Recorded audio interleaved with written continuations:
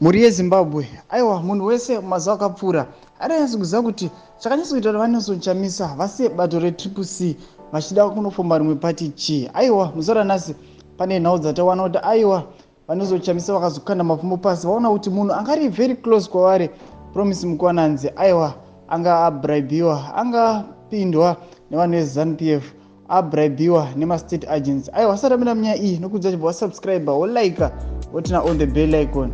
Tirambotsvana maupdates andokupa pano paZim News Live. Notoona kuti popo chimona achifumura zvese achiti many Zimbabweans have been asking why NACHAMISA left TCC in a half. It is because he realized it was heavily infiltrated by state-controlled agents. What I am saying now are facts on why NACHAMISA left. If I am lying, you can intervene and say so, but you won't because I am telling you the truth regarding why he personally left.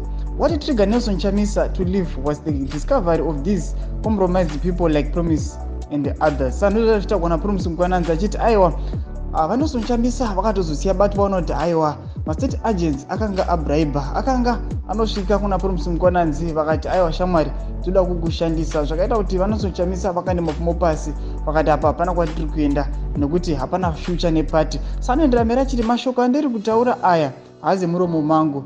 Ndiri kukudzai chokwadi chakaitika kuti vachamisa vasiye musha wavo. Kana ndiri kunyepa vachamisa vanogona kukudzai kwete ching'ono areva nhema. Aiwa muri yeZimbabwe aya mashoko anosirisa kwazvo.